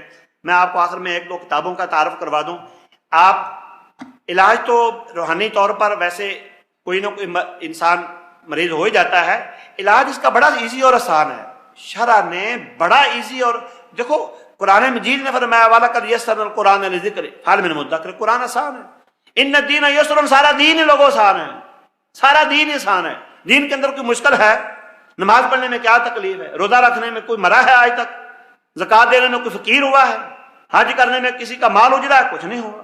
دین آسان ہے، انسانی طبائع کے مطابق ہے، بلکہ دین نہ ہوتا ہم برباد ہو جاتے۔ قرآن نہ ہوتا ہم گمراہ ہو جاتے. اللہ تعالیٰ نے اس کے ذریعے ہماری حفاظت فرمائی ہے. سب سے زیادہ ایزی اور آسان کتاب اردو زبان کے اندر ہلکی ترین اور چھوٹے سائز میں یہ کتاب ہے. یہ صاحب حسن المسلم سعید بن وہب القحطانی جو حسن المسلم کے مؤلف ہیں، اللہ تعالیٰ نے ان کے اخلاص، للہیت، تقوی، ورع کی بنیاد پر اس کتاب کو کتنی مقبولیت بخشی. پورے پاکستان کے اندر، پورے عرب و عجم کے اندر اس کی کتاب مشہور و معروف ہے، انگنت لا تعداد میں اس کی زبانوں کا ترجمہ ہوا ہے. اسی آدمی نے یہ کتاب لکھی ہے. اس کا اصل نام تو ہے الدعاء ویلیہ العلاج بالرقیٰ من الکتاب والسنہ. سعودی عرب سے 1 ریال کی ملتی ہے، میں نے 1 ریال کی خریدی تھی. اب میں اس سے سارا علاج سمجھا، پڑھا. اور ہمارے یہ شیخ وحید عبدالسلام بالی کی کتاب الصارم البتار فی التصدی للسحرۃ الاشرار، یہ سب سے پہلے انہوں نے کتاب لکھی جادو کے علاج کے سلسلے میں. اس کا ہمارے استاد مولانا محمد صاحب زاہد حافظہ اللہ نے جو کویت میں ہیں، انہوں نے اس کا ترجمہ کیا. اور اردو بازار میں تقریباً ہر مکتبے پر یہ کتاب، اس کا ترجمہ موجود ہے. یہ کتاب خرید لو. اور علاج معالجے کے سلسلے میں علامات کے حوالے سے یہ، اور علاج کے حوالے سے یہ کتاب. اس کے اندر تمام شرعی علاج جو سنت سے ثابت ہے، کلونجی، شہد، زیتون کا تیل، بارش اور دیگر عجبہ کھجور سے، اور باقی جو مصنون علاجات ہیں اور مصنون دم ہیں، وہ سارے کے سارے اس کے اندر ڈیٹیل اور تفصیل کے ساتھ ذکر کر دیے گئے. اور معالج کی صفات اور علاج کروانے والے کی صفات. خلاصہ کیا ہے؟ جس قدر شرع کی پابندی کرو گے علاج آسان ہو جائے. بس اس سے زیادہ کوئی بات نہیں. عقیدہ ٹھوس ہو، بندہ 5 وقت کا نمازی ہو، جسم کپڑے پاک رکھے، صبح شام سونے کے اذکار کرے. اور اگر اس سے بھی تسلی نہیں ہو رہی تو کثرت کے ساتھ سورۃ البقرہ کی تلاوت کرے اور سنے. نبی صلی اللہ علیہ وسلم نے لا یستطیع البطل، جادوگر اس کا توڑ کر سکتے ہی نہیں ہے. جادوگر سارے الٹے لٹک جائیں، سورۃ البقرہ کا توڑ نہیں کر سکتے. وحید عبدالسلام بالی کا مجھے ایک آخری قصہ یاد آ گیا، میں ذکر کر دوں. وحید عبدالسلام بالی کہتے ہیں میں مصر کے ہیں، ابھی حیات ہیں، ان کی ویب سائٹ بھی ہے، وہاں بھی آپ وحید عبدالسلام بالی لکھیں گے تو ان کے سارا ڈیٹا آ جائے گا. وہ کہتے ہیں کہ ایک جگہ مجھے اطلاع ملی، ایک جادوگر بیٹھا ہے اور اس نے قرآن مجید کو لٹکایا ہوا ہے الٹا، جیسے یہ پنکھا چل رہا ہے. لوگ ایک جمع غفیر بیٹھے ہیں اور لوگوں کو سامنے کہتا ہے، قرآن کو کہتا ہے سیدھا گھوم، تو قرآن سیدھا گھومنا شروع ہو جاتا ہے. پھر کہتا ہے الٹا گھوم، قرآن لوگوں کے سامنے الٹا گھومنا شروع ہو جاتا ہے. وحید عبدالسلام بالی نے کہا کہ مجھے کسی بندے نے آ کے کہا یار یہ تماشا لگا ہوا ہے اور تم گھر بیٹھے ہو، لوگوں کا ایمان عقیدہ ضائع ہو رہا ہے. تو وحید عبدالسلام بالی کہتے ہیں میں چلا گیا. میں نے کہا ہاں بھائی میں آ گیا ہوں، اب میرے سامنے جو کرنا ہے کر، پتہ چلے حق باطل کا مارکا ہوتا ہے، کون غالب آتا ہے. اللہ تعالیٰ نے قرآن مجید میں فرمایا ہم حق کو باطل پر دے مارتے ہیں، حق باطل کا کچومر ہی نکال دیتا ہے. میں نے وحید عبدالسلام بالی کہتا ہے صرف آیت الکرسی پڑھی، اعوذ باللہ پڑھ کے، اور بریک بریک تھوک کے ساتھ تفل کے جیسے حدیث میں کہا جاتا ہے پھونک مارنا. بعض لوگوں کو یہ اشکال رہتا ہے وہ جی پانی پر پھونکے مار رہے ہیں، پانی پر پھونکا مارنا تو حرام ہے. اشارہ کر دوں وہ حدیث جس میں صحابی نے سانپ والے ڈسے ہوئے کو دم کیا تھا، اس میں تفل کا لفظ آیا ہے، اور تفل کا معنی ہی بریک بریک تھوک کے ذرات کے ساتھ دم کرنا ہے. ہاں جی، تو انہوں نے صرف آیت الکرسی پڑھ کے ادھر کی طرف اشارہ کر کے پھونک مارا. تو جادوگر کو کہا ہاں جی مارو پھونک اپنا. جادوگر نے کہا دائیں گھوم، قرآن گھوما ہی نہیں. انہوں نے کہا بائیں گھوم، قرآن گھوما ہی نہیں. فبہت الذی کفر، صرف آیت الکرسی نے سفایا کر دیا اس کو. فلم سحروا اعین الناس، یہ لوگوں کی آنکھوں پر جادو کرتے ہیں، گھومتا گھومتی کوئی چیز نہیں ہے. جو موسیٰ علیہ السلام کو قصے میں آیا ہے، رسیاں حقیقت میں رسیاں ہی تھیں، حاضرین کے دل و دماغ پر وہ چھا گئے کہ سانپ ہیں، حقیقت میں کچھ نہیں تھے. بس وہ دل و دماغ پر جادو کر دیتے ہیں، جو حاضرین ہوتے ہیں ان کی آنکھوں پر آنکھیں چندھا جاتی ہیں، اور اس سے زیادہ اس کی حقیقت نہیں ہے. اللہ تعالیٰ ان کی شر اور فتنے سے محفوظ فرمائے. یہ جادوگر جادو کے ذریعے چوری بھی کروا لیتے ہیں، تفرقہ بھی ڈال دیتے ہیں، جنات بھیج کے مال بھی لوٹ لیتے ہیں. وابڈا ٹاؤن کا ایک واقعہ بتاؤں آپ کو کہ مال لوگوں کا کیسے لوٹتے ہیں. مجھ سے ایک وابڈا ٹاؤن، ابھی وہ ایکسین ہے محکمہ وابڈا میں حاضر سروس، جہاں وہ روڈ جاتا ہے نا شوکت خانم کو، اس سے پہلے جو الٹے ہاتھ کالونی آتی ہے وابڈا کی، وہاں اس کی رہائش ہے. عمران اس کا نام ہے. تو وہ مجھ سے علاج کروا رہے تھے. گو وہ بریلوی مسلک کے تھے، تو الحمدللہ علاج کامیاب جا رہا تھا۔ ایک دن یہ واقعہ ہوا کہ اس نے مجھے اچانک فون کیا، کہنے لگے جی مولوی صاحب بڑا واقعہ ہو گیا، یہ ہو گیا ہمارے گھر سے، تو اتنا سونا غائب ہو گیا اور اتنا مال 5 لاکھ 6 لاکھ روپیہ گم ہو گیا، ہم تو لٹ گئے، مر گئے، یہ ہو گیا وہ گیا۔ میں نے کہا جی اللہ تعالیٰ سے مدد مانگو، اللہ سے دعا کرو۔ کہنے لگے ہمیں تو علم نہیں ہے۔ میں نے کہا میں یہ تو کہہ رہا ہوں نا اللہ سے دعا کرو، دعا کرنے کا طریقہ نہیں آتا تمہیں؟ اللہ کو کہو یا اللہ ہم تیرے مجبور بندے ہیں، مظلوم بندے ہیں، ہماری مدد فرما۔ کہنے لگے نہیں جی آپ کریں، آپ کا طریقہ ہے، آپ کا فن ہے، آپ کریں آپ کریں۔ میں نے کہا میں بہت دور ہوں، میں بینک سٹاف پر تھا، اپنے کسی کام گیا ہوا تھا۔ کہنے لگے مولوی صاحب ہم آپ کو گاڑی بھیجیں۔ میں نے کہا یار میں اپنی گاڑی کا محتاج نہیں، میرے اپنے پاس اپنی گاڑی ہے الحمدللہ، وہ ہیلی کاپٹر جیسی ہے ہمارا موٹر سائیکل۔ کہنے لگا نہیں نہیں ہم آپ کو جلدی لینا چاہتے ہیں۔ وہ انہوں نے میرے پیچھے بندہ بھیجا اور کہا ہمارا ملازم گاڑی آپ کی موٹر سائیکل لے آئے گا، آپ جلدی آئے۔ خیر میں نے جا کے دیکھا۔ لوگوں یہ بھی آپ کو بتا دوں، معالجین کو کہتے ہیں ہمارے گھر آؤ، ہمارے گھر آؤ، گھر آ کے ہمیں ولیمہ ہے، وہاں کیا چیز ہے، کیا دکھانا ہے گھر کے اندر ہمیں؟ نہیں وہ آپ گھر کا میں نے کہا میری 2 آنکھیں ہیں، آپ کی 2 آنکھیں ہیں، آپ گھر کے مالک ہیں، آپ کو گھر کا پتہ ہے، گھر کے اندر کیا مجھے کیا پتا ہے؟ کہنے لگے نہیں یار گھر کو چیک کر رہے ہیں۔ میں نے کہا میں اس کو کیا چیک کروں، یہ فلیکس ہے، یہ پردے لگے ہوئے، یہ پنکھا ہے، یہ چھت ہے، سیلنگ ہوئی ہے، یہ قرآن پڑھے ہیں، مجھے کیا نظر آ رہا ہے؟ تم گھر کے زیادہ مالک کو تمہیں پتا ہے۔ کہنے لگے یار پھر وہی بات صاحب لگاؤ۔ میں نے کہا صاحب میرا بہت کمزور ہے، میں میتھ میں فیل ہوں۔ کہنے لگے صاحب لگاؤ یار پتا کرو جن ہے۔ اب میں نے کہا پاگلو کوئی معالج نہیں بتا سکتا دیواروں اینٹوں پنکھوں پر جادو ہے کہ نہیں۔ جادو دیواروں پر نہیں ہوتا، کام پر ہوتا ہے، انسانوں کی ذات پر ہوتا ہے۔ اور کوئی معالج حتیٰ کہ نبی بھی زندہ ہو کے آ جائے یہ نہیں بتا سکتا اس جگہ جادو ہے اور اس انسان کے اندر جن ہے، اس کے اندر جن نہیں ہے، اس کے اندر جادو ہے، اس کے اندر جادو نہیں ہے۔ اللہ کی قسم جادو کی علامات ہیں، وہ میں علامات ذکر کر دیتا ہوں، بات لمبی سے لمبی ہوتی جا رہی ہے معذرتاً۔ علامات کے ذریعے پہچانو جادو شدہ مریض کی کیا علامات ہیں اور جادو والے گھر کی کیا علامات ہیں، جنات والے گھر کی کیا علامات ہیں۔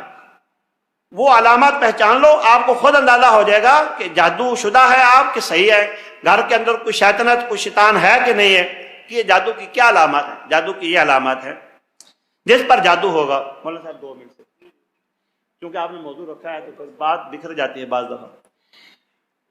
جادو شدہ مریض کو سب سے پہلی بات یہ ہے کہ 3 سے 4 اس کی علامات ہیں۔ نمبر 1، اس کو گہری نیند نہیں آئے گی، نیند کے اندر ڈراؤنے غیر اخلاقی الٹے سیدھے خواب آئیں گے، خواب میں قتل و غارت، زلزلے، ویران جگہ، اونچائی سے اپنے آپ کو گرتے ہوئے دیکھنا، خوفناک مناظر، خونی جانور، موذی جانور، مہلک جانور، یہ چھپکلیاں، سانپ، کتے بلے، گائے پیچھے لگی ہوئی ہے، اونٹ پیچھے لگے ہوئے ہیں، ہاتھی، شیر، کتے بلے، رستے بند ہیں، تنگ ہیں، کھنڈرات، غلاظت، گندگی، واش روم، کچا گوشت، آگ، طوفان، آندیاں، امتحان میں ناکامی اور غیر اخلاقی خواب آپ سمجھتے ہیں۔ یہ اس کی پہلی علامت ہے۔ یہ لازمی نہیں سب خواب ایک بندے کو آئے، کسی کو آتا ہے کہ میں خواب میں کچا گوشت دیکھتا ہوں، کسی کو خواب آتا ہے میں خواب میں سانپ دیکھتا ہوں، کسی کو خواب آتا ہے میں اونچائی سے گر رہا ہوں، کسی کو خواب آتا ہے میرے پیچھے گائے یا بھینس لگی ہوئی ہے، کسی کو خواب آتا ہے مجھے جویں پڑ گئی ہیں، کسی کو خواب آتا ہے، ایک خاتون میرے پاس ہے وہ کہتی ہے مجھے نا باندر ناچتے ہوئے نظر آتے ہیں، ایک کو خواب آتا ہے میں ہاتھی دیکھتا ہوں، مختلف۔ دوسرا خواب، دوسری حالت، انسان کے مزاج میں شدت، سختی، چڑچڑاپن آ جاتا ہے، جبکہ پہلے یہ حالت نہیں ہوتی۔ آپ میرے دوست ہیں، رشتہ دار ہیں، میں آپ کو ذاتی طور پر جانتا ہوں، آپ پہلے بالکل صحیح تھے، مزاج خوش اخلاق تھا، لوگوں کے ساتھ ملنا جلنا اٹھنا بیٹھنا تھا، پھر کچھ دنوں سے میں دیکھ رہا ہوں آپ خلوت پسندی اختیار کر کے ہیں، یا بولتے نہیں ہیں، یا لڑتے ہیں، یا چڑچڑاپن، شدت، سختی آ گئی۔ اگر میڈیکل کا کوئی مسئلہ ہے، مثلا جوڑوں میں درد شروع ہو گئی، وہ جوڑوں کی درد کبھی کسی رپورٹ میں نہیں آئے گی، میڈیسن، دوائیاں، ٹیکے بالکل اثر انداز نہیں ہوں گے تو عارضی 1 2 10 15 منٹ کے لیے، آدھے گھنٹے کے لیے، بس، مشکل علاج نہیں ہوگا۔ اور سب سے بڑی بات یہ ہے کہ جادو شدہ مریض کو عبادت کرنا بہت مشکل ہو جاتی ہے. نماز، تلاوت، اذان، دعا، جمعہ پڑھنا، خاص کر باجماعت نماز پڑھنا، واز سننا، اس کو گھبراہٹ ہوگی، ٹینشن، پریشانی ہوگی. اگر جنات لگے ہوں، یہ جادو کی علامات ہوگی. اگر جنات لگے ہوں، وہ نماز پڑھتے وقت ایسے ہو جائے گا، آنکھوں کی ٹکٹکی لگ جائے گی، بے ہوش ہو جائے گا، گر سکتا ہے، باہر بھاگ سکتا ہے. اچھا جی. اور اگر دونوں چیزیں مکس بھی ہو سکتی ہیں بعض دفعہ، ایک مریض کو بعض دفعہ جادو ہوتا ہے، ایک کو جنات ہوتے ہیں. بعض مریضوں کو جادو پلس جنات دونوں مرضیں جمع ہو جاتی ہیں. جیسے ایک مریض کو جسمانی کئی امراض جمع ہو جاتی ہیں، ہیپاٹائٹس بھی ہے، بلڈ پریشر بھی ہے، والعیاذ باللہ شوگر بھی ہے، کتنی امراض، ان کا علاج بھی خطرناک ہو جاتا ہے. اس طرح جادو اور جنات کٹھے بھی ہو جاتے ہیں. تو یہ دونوں علامتیں پائی جائیں گی. نہ تلاوت نماز عبادت ہوگی اور نہ ہی اس سے گہری نیند آئے گی اور نہ میڈیسن اثر انداز ہوں گی. یہ علامات ہیں. گھر کو کیسے پہچانیں گے؟ گھر کا کوئی مسئلہ نہیں ہوتا. کوئی معالج قیامت تک یہ نہیں بتا سکتا اس گھر کے اندر جادو ہے. جادو انسانوں پر ہوتا ہے، دیواروں پر جادو نہیں ہوتا. ہاں، کام پر جادو ہو جاتا ہے. کام پر کا مطلب کیا ہے؟ کاروبار کا بیڑا گرک کرنے کے لیے جادو ہو جاتا ہے. غیر مرئی چیز ہے، اس کو دکھا نہیں جا سکتا، ہاتھ نہیں لگایا جا سکتا، فیل نہیں کیا جا سکتا، محسوس نہیں آپ کر سکتے. پنکھا چل رہا ہے، ہوا نظر نہیں آ رہی ہے، آپ فیل کر رہے ہیں. یہی حالت جادو کی ہے. دردیں جسم میں ہوتی ہیں لیکن جادو آتا نظر نہیں آتا. تو کاروبار کی تباہی ہو جاتی ہے. اس میں بڑے واقعات ہیں. بارکیف یہ علامات موٹی موٹی میں نے بتا دی ہیں. جس گھر میں کھڑکا دڑکا ہو، سمیل آئے، خوشبو آئے، برتن کھڑکنے کی، کرسی کھینچنے کی، فرش کے اوپر چار پئی کھینچنے کی، ہنسنے کی، رونے کی آوازیں آئیں، اس گھر میں جنات ہیں. کیا کیا جائے؟ جاتے ہی دعا پڑھو، بسم اللہ ولجنا بسم اللہ خرجنا وعلی اللہ ربنا توکلنا. پھر السلام علیکم ورحمۃ اللہ وبرکاتہ. کوئی بھی نہ ہو پھر بھی سلام کرو. تیسرا کام، گھر میں بلند آواز سے اگر جنات ہیں، یہ کھڑکا دڑکا جیسے میں نے علامات بتائیں، اذانیں کہو، بار بار اذانیں کہو. چوتھا کام، سورۃ البقرہ پڑھو. نبی صلی اللہ علیہ وسلم نے جس گھر میں سورۃ البقرہ پڑھی شیطان بھاگ جاتا ہے. اللہ کی قسم یہ کام کرنے سے علاج ہو جائے گا. کسی معالج کو گھر لانے کی ضرورت نہیں پڑے گی. جو معالج آ کے کہے ہاں میں نے نا صاحب لگایا، چاروں کونے میں گیا ہوں، اس کمرے میں ایتھے مسئلہ ہے، یہ سب تو بڑا خود شیطان ہے. کیونکہ اس نے فکری طور پر لوگوں کو اغوا کرنا ہے، ڈپریشن میں لانا ہے، انڈر پریشر کرنا ہے، اپنا ہوا بٹھانا ہے. پھر ان کو کہے گا اب علاج کے لیے بتاؤ کیا کرنا ہے. وہ کہیں گے ظاہر بات ہے جی، جب آپ نے ہمیں شکار کر ہی لیا ہے تو علاج کرو. پھر جب آپ نے اپنا وار اتنا ہیوی کیا ہے کہ آپ نے متعین جگہ کر دی، اب آپ علاج بھی کریں. تو کہتا ہے بس میں یہاں بیٹھ کے پڑھائی کروں گا. تو پھر بکرے کا انتظام کرو، پھر وہ اپنا کار بھی پوری کرے گا. تو یہ گھروں کے اندر جو دعوت دینا نا لوگوں کو، گھر آ کے چیک کرو، یہ جہالت ہے، 100% غلط ہے. اور کوئی آدمی گھر کو جنات اور جادو کو نہیں پہچان سکتا. علامات میں نے آپ کو بتا دی ہیں. وہ علامات بائی فون بھی پوچھ سکتے ہیں. اور یہ بھی یاد رہے، بائی فون سے مجھے بات یاد آئی، بعض لوگ بائی فون علاج کرتے ہیں. علاج غلط ہے بائی فون. آپ بتائیں، عقل مند لوگوں کا ماشاءاللہ مجلس اور اجتماع ہے، کیا بذریعہ فون میرا دم پھونک آپ تک پہنچ جائے گا؟ یار عقل مند بیٹھے ہو، بتاؤ پہنچ جائے گا؟ آواز چلی جائے گی. آواز میں اپنی شخصیت کی عظمت کیوں بلند کرنا چاہتا ہوں؟ میں نے بھی تو قرآن پڑھنا ہے. قرآن ڈاؤن لوڈ کر لو، امام کعبہ مجھ سے 1000 گنا نیک ہے. امام کعبہ کی آواز ہے نا، کتنے میرے تو تجوید اتنی اچھی نہیں ہے.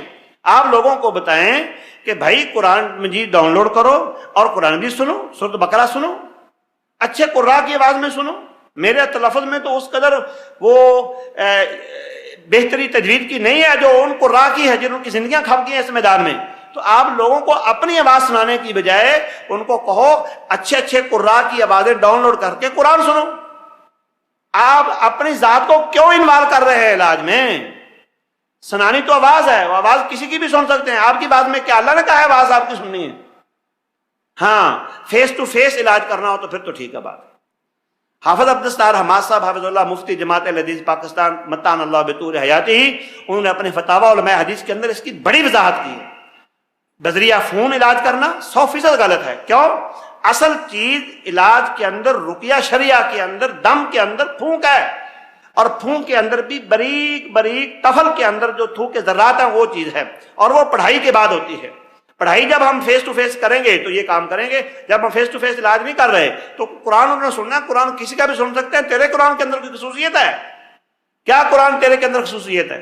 کوئی خصوصیت نہیں ہے، بلکہ تیرے تلفظ کے اندر کئی کمزوریاں ہیں اور قرآن کے اندر کمزوریاں نہیں ہیں۔ اور یہ بھی یاد رکھا جائے، جس طرح بائی فون علاج کرنا جائز نہیں ہے، اسی طرح علاج کے لیے مخصوص ہو کے بیٹھ جانا، 24 گھنٹے یہی کام کرنا، یہ بھی سلف کا طریقہ نہیں ہے۔ کیا کہ وہ کہتے ہیں میں علاج کے لیے بیٹھا ہوں، مخصوص ہوں، اپنا جھنڈا، اپنے اشتہارات، اپنے فلیکس، اپنا میڈیا اور اس کے اندر تشہیر کرنا۔ میں مثلا علاج کرتا ہوں، میرا جاؤ چیلنج ہے، میڈیا کے اندر کوئی ایک اشارہ تک میرا بائی فون بھی، آپ کو فون بھی نہیں ملے گا۔ میں نے 15 سال ہو گئے علاج کرتے ہوئے، کیوں؟ ہم اس کو مناسب ہی نہیں سمجھتے۔ حافظ عبدالستار حماد صاحب نے لکھا ہے، علاج کے لیے اپنی تشہیر خود کرنا ایک خطرناک ترین مسلک ہے، بلکہ یہ تشہیر کرنا یہ اس بات کی طرف دعوت ہے کہ میرے شہرت ہو اور لوگوں کو پتہ چلے، اور وہ اپنے وقت اور اپنی جگہ اور اپنی اشتہار بازی، یہ ایک پروگرام ہے پورا۔ دیکھو جنات جادو آج سے ہیں، یہ تو صدیوں سے لگے آ رہے ہیں اور قیامت تک رہیں گے، بلکہ کام بڑھنا ہے، کیونکہ جیسے جیسے قیامت آئے گی فتنے بڑھنے ہیں۔ شیخ الاسلام ابن تیمیہ اس کام کے لیے بیٹھے ہیں، امام احمد بن حنبل اس کام کے لیے بیٹھے ہیں، وہ اپنے اپنے کام میں بزی رہے ہیں، دعوت و جہاد میں، تحریر میں، خطبہ جمعہ میں، درس بعد میں۔ ہاں کوئی حادثاتی طور پر آ جاتا تو ٹھیک ہے، آپ اس کے لیے کچھ وقت بھی مخصوص کر سکتے ہیں، لیکن صرف اس کام کے لیے بیٹھ جانا، صرف اسی کام کے لیے بیٹھ جانا بالکل مال نظر ہے، شدید ترین مال نظر ہے۔ اللہ تعالیٰ سے دعا ہے، بات لمبی ہوگی، ہمیں ان کی شر فتنے سے نجات دے، اور کتاب و سنت کا عامل اور دائی بنائے، اور اس پر عمل پیرا بنائے، اور اپنی پناہ اور حفاظت میں رکھے۔ واللہ تعالی عالم، وما توفیق الا باللہ، وآخر دعوانا ان الحمد للہ رب العالمین۔ جزاک اللہ۔ ہمارے پاس سوالات مختلف صورتوں میں آتے ہیں۔ ہمارا فیس بک اور یوٹیوب جو چینل ہے، فیس بک پیج ہے، واٹس ایپ گروپ ہے، اور اس طرح پرسنل میں اور اس طرح گروپ وغیرہ میں لوگ سوالات بھیجتے ہیں، وہاں سے ہم سوالات اکٹھے کر لیتے ہیں، اور پھر بہت سارے حضرات جو ہیں وہ اپنے سوالات یہاں لکھ کر دے دیتے ہیں۔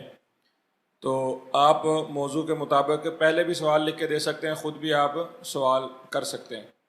ابھی حضرت استاد محترم نے جس طرح ساری اپنی گفتگو میں کافی چیزوں کو سمیٹ لیا ہے، میرے پاس تقریباً 20 سے زیادہ سوالات لکھے ہوئے ہیں، لیکن اس میں سے بہت سارے سوالات کے جوابات جو ہیں وہ اسی گفتگو کے اندر آ گئے تھے۔ تو چند ایک چیزیں ہیں جو میں ان کو مزید وضاحت کے لیے سوال کرتا ہوں۔ اگر آپ کے ذہن میں کوئی سوال ہے تو میں چاہوں گا کہ آپ خود فی البدیہہ اس کا سوال کر لیں، وہ زیادہ بہتر ہوگا۔ یہ بات یاد رہے کہ یہ موضوع ابھی اتنا طویل ہے کہ اس میں اور بہت ساری چیزیں ہیں، یعنی ابھی تو ہم نے صرف یہ جادو اور شیاطین کے جو اثرات ہیں اس کے متعلق بات سنی ہے۔ ابھی یہ جتنے ہمارے ہاں کاہن ہیں، یہ علم الاعداد، علم رمل، علم نجوم، علم کہانت اور ان سارے سلسلوں سے چہرہ شناسی، کیفہ شناسی، دست شناسی اور اس طرح کی چیزوں کے چکر میں ڈال کے، اور پھر دم کرنے میں لوگوں کے بہت سارے کالا علم، سفلی علم، نوری علم، ناری علم، اور باقاعدہ ادارے بنے ہوئے ہیں۔ آپ کو پتہ ہے یہاں لاہور میں 2 بڑے ادارے ہیں جو گڑھ ہیں اس سارے فتنہ و فساد کے۔ ایک تو وہ ابکری نام کا ادارہ ہے، شیخ الوظائف، وہ اپنے آپ کو کہتا ہے شیخ طارق مرجوبی، بڑا مشرک اور پرلے درجے کا جو ہے وہ بدعقیدہ اور فاسد شخص ہے، اور بہت زیادہ جو ہے وہ لوگوں کا دین، ایمان اور عقیدہ اس کو خراب کر رہا ہے۔ اسی طرح لاہور میں ایک اور جو ہے ادارہ ہے روحانی درسگاہ برائے عملیات اور فلاں، وہاں پر باقاعدہ یہ سکھائے جاتے ہیں ہانڈی والا عمل، سری والا عمل، اور جی وہ چہل کاف، اور جو ہے نا وہ اس طرح مندرہ کبیر اور عصائے کلیم، یہ اس طرح کے اعمال، اور ان کے باقاعدہ اشتہارات ہیں وہاں سکھائے جاتے ہیں۔ تو یہ موضوع بھی بہت لمبا ہے کہ یہ سارے لوگ جو یہ سیکھنا سکھانا اس سارے عمل کو شروع کیا ہوئے لوگوں نے، اور یہ جو دیگر علوم ہیں ان ساروں کو، اور اس میں بہت ساری سائنٹیفک چیزیں آ گئی ہیں، یعنی یہ تو بیماریاں روحانی ہیں، جسمانی ہیں، اس کے علاوہ ایک نفسیاتی بیماریاں ہیں۔ نفسیاتی بیماریوں کو پھر اس میں سائنٹیفک بہت سارے نام دیے گئے ہیں، جیسے ہپناٹزم ہے اور بہت ساری چیزیں ہیں۔ تو یہ باتیں ابھی بہت لمبی ہیں، اس پر بہت ساری باتیں ہو سکتی ہیں۔ تو ان ساری باتوں کو فی الحال سمیٹتے ہوئے ہم دوبارہ انشاءاللہ استاد محترم سے ٹائم لیں گے، اور پھر کسی وقت دوبارہ بھی اس موضوع کے اوپر مزید جو باتیں ہیں اس کو انشاءاللہ سمجھنے کی کوشش کریں گے۔ تو موٹے موٹے کچھ سوالات جو افادہ عام کے لیے آپ کے لیے مفید ہو سکتے ہیں، اس میں استاد جی پہلی بات یہ ہے کہ یہ کیسے پتہ چلے گا کہ اس بندے کو نفسیاتی مرض ہے، روحانی مرض ہے کہ جسمانی؟ جیسے آپ نے فرمایا کہ جوڑوں میں درد ہے، تو کیسے پتہ چلے گا کہ جوڑوں کا درد اس کی اصل جسمانی کمزوری کی وجہ سے ہے، جادو کی وجہ سے؟ میں نے اختصار سے اس کی وضاحت کر دی ہے۔ جسمانی اور روحانی امراض کا فرق کرنے کا ضابطہ یہ ہے، ہمارے فاضل عالم وحید افضل السلام والی جنہوں نے سب سے پہلے اس موضوع پر لکھا، اور انہیں کی کتابیں مترجم ہوئی پاکستان میں اور اردو بازار میں مل جاتی ہیں، انہوں نے لکھا ہے کہ اگر بیماری رپورٹ میں آ جاتی ہے تو وہ جسمانی ہے، اور اگر بیماری جسمانی رپورٹ میں نہیں آتی یا علاج اس پر مؤثر نہیں ہو رہا، مثلا دوائی اثر انداز نہیں ہوتی، ٹیکہ جو گولی کھاتے ہیں اس پر فائدہ مند نہیں ہو رہا، تو بہت زیادہ امکان ہے وہ روحانی مرض ہے۔ اور اس کے ساتھ دیگر علامات جو میں نے آپ کو بیان کی، اگر وہ پائی جائیں 100% متعین ہو جائے گی کہ یہ روحانی مرض ہے کہ جسمانی ہے۔ ایک بھائی کا سوال ہے تھوڑا سا لطیف سا سوال ہے، انشاءاللہ ہم نا بالکل ٹو دی پوائنٹ بات کریں گے، اب سوالات کو لمبا نہیں کریں گے۔ وہ کہتے ہیں کہ جب جنات چوری کر سکتے ہیں، جان لے سکتے ہیں کسی کی، ہاں، تو دشمنوں کا مقابلہ کرنے کے لیے ہم فوج میں جنوں کو کیوں نہیں بھرتی کرتے؟ چیف جسٹس سے کہو بھرتی کر لیں، میں نے کب روکا ہے ان کو؟ انٹیلیجنس معلومات دشمن کی لے آئیں اور مودی کو مار آئیں اور ٹرمپ کو قتل کر رہے ہیں، ایسا کیوں نہیں کرتے؟ وہ ہمارے متحد نہیں ہیں، نہ ہماری بات مانتے ہیں، نہ ہمارے وہ مکلف ہیں، اسی لیے تو ہم کہتے ہیں کہ یہ شیطنت ہے، وہ کسی کے بھی خیر خواہ نہیں ہے، شیطان ہے نا، کاذا باکا سادہ کاکا وہ قذوب، ان میں 99% جھوٹ ہے، 1% سچ ہے۔ تو جو 99% غداری کریں گے، اگر بھرتی ہو بھی جائیں تو ہمیں ان کا کیا فائدہ ہے؟ جو 99% غداری کریں گے اور 1% فائدہ دیں گے، ان کو بھرتی کرنے کا فائدہ بھی کیا ہے؟ اور وہ ہوتے بھی نہیں، اور ہمارے متحد بھی نہیں ہیں۔ ہاں، یہ بات صحیح ہے کہ وہ چوریاں کرتے ہیں، بلکہ میں آپ کو 1 منٹ میں ایک واقعہ ذکر کر دوں۔ چوریاں مال کی تو آسان ہیں، وہ انسانوں کی چوری کر لیتے ہیں۔ ابھی وہ بندہ زندہ ہے، اب وہ دبئی میں کام کر رہا ہے، اس کا والد، اس کا نام صوفی عبدالستار ہے، گرین ٹاؤن میں وہ رہائش پذیر ہے۔ وہ اپنے بیٹے کو میرے پاس لے کے آیا، اس کے بیٹے کو دونوں بازوؤں کے اوپر اس طرح کٹ لگے ہوئے ہیں، اور ہر ٹک کے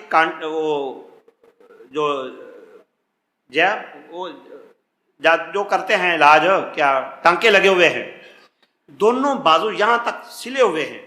میں نے کہا یہ کیا ہے؟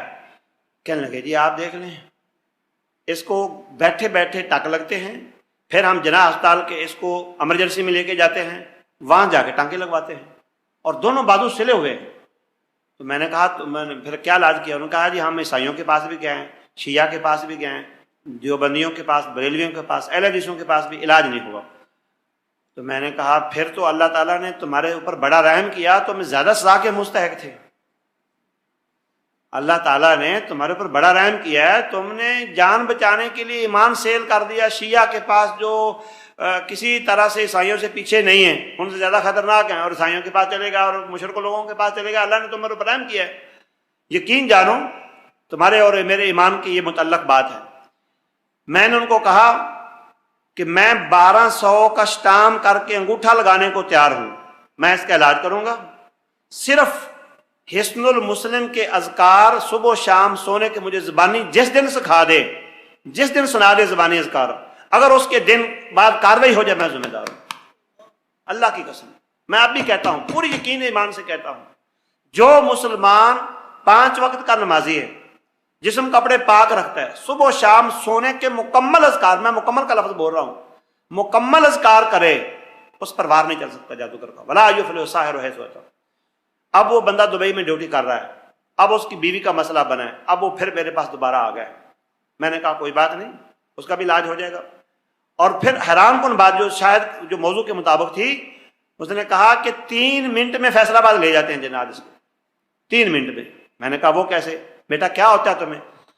نوجوان آدمی تھا، بالغ تھا، کہنے لگا قاری صاحب پتہ نہیں لگتا مجھے، میرے جو دماغ سن ہو جاتا ہے، آنکھیں بند ہو جاتی ہیں، میں گھر سے نکلتا ہوں، مثال کے طور پر 2:27 ہوئے ہیں تو 2:30 پر میں فیصل آباد گھنٹہ گھر ہوتا ہوں۔ میں نے کہا کیسے؟ ان کا دماغ سن ہو جاتا ہے، مجھے جھٹکا لگتا ہے تو میں آنکھیں کھولتا ہوں، میں فیصل آباد ہوتا ہوں 3 منٹ میں۔ میں نے کہا پھر؟ انہوں نے کہا 3 گھنٹے میں بائی روڈ واپس آتا ہوں 3 منٹ میں وہاں پہنچتا ہوں، 3 گھنٹے میں بائی روڈ واپس آتا ہوں۔ تو میں نے اس کو کہا کہ میں تمہارا علاج کرتا ہوں، شیطنت تمہارے اوپر غالب ہے اور تمہیں اللہ نے اپنے تمہارے اعمال کی وجہ سے تم ابتلا اور آزمائش میں ہو، تو اللہ تعالیٰ نے تمہارے اوپر بڑا رحم کیا ہے کہ تمہیں زیادہ اذیت نہیں دی، عذاب نہیں دیا، چھوٹا عذاب دیا۔ وَلَنُذِيقَنَّهُم مِّنَ الْعَذَابِ الْأَدْنَىٰ دُونَ الْعَذَابِ الْأَكْبَرِ لَعَلَّهُمْ يَرْجِعُونَ۔ یہ چھوٹا سا جھٹکا لگایا تاکہ واپس سیدھے راہ پر آ جاؤ، توبہ کرو، دوبارہ کلمہ پڑھو، جادوگروں کے پاس نہیں جانا، شیعہ اور عیسائیوں اور بریلیوں مشرکوں کے پاس نہیں جانا علاج کے لیے، صرف جسم کا پاک، نماز اور صبح شام سونے کے مکمل اذکار۔ لو جی بندہ آج بھی صحیح ہے، آپ کی ٹیلی فون بات بھی ہو سکتی ہے، اور اس کے بازو آپ دیکھیں گے تو حیران ہو جائیں گے، آج کے بعد اس کو جنات نے نہیں اٹھایا، اٹھا سکتے ہیں، لے جاتے ہیں آپ کو۔ میں اگر اجازت دو 1 منٹ میں اور ایک بات کی طرف اشارہ کر دوں، یہ کتاب دکھاؤ عربی کی، میں یہ اسی سے متعلقہ ایک سوال ہے کہ جادو، یہ جنات جو ہوتے ہیں یہ عاشق ہو جاتے ہیں، سننے میں آتا ہے واقعات، عاشق ہو جاتے ہیں، نکاح وغیرہ خواتین کے ساتھ اس کے لیے وہ اصرار کرتے ہیں، کیا جن اور انسان کا نکاح باہمی ہو سکتا ہے؟ اور بہت سارے علماء نے انکار کیا ہے جن کا انسان میں داخل ہونے کا، علمی طور پر اس کا کیا جواب ہے؟ جیسا کہ حدیث بھی ہے کہ یجری من ابن آدم مجری الدم، جن آپ نے کہا کہ وہ داخل ہو جاتے ہیں وہاں لے جاتے ہیں۔ موضوع لمبا ہوتا جا رہا ہے، ایک سوال کے اوپر کافی ٹائم کی گنجائش ہے، لیکن میرا خیال ہے ہمیں دوسری نشست رکھنی چاہیے اس کے لیے۔ اس کا تو جواب میں مختصر بات کر دیتا ہوں۔ آدمی کو اٹھانے کی بات تو حدیث میں بھی آئی ہے، یہ میرے پاس فتح المنان فی جمع کلام شیخ الاسلام ابن تیمیہ عن الجان، یہ شیخ مشہور حسن سلمان حفظ اللہ شیخ البانی کے مشہور شاگرد ہیں، یہ 2 جلدوں میں کتاب ہے۔ اس کے صفحہ نمبر یہ 311 پر ایک لمبا واقعہ لکھا ہوا ہے، میں 1 منٹ میں عرض کر دیتا ہوں۔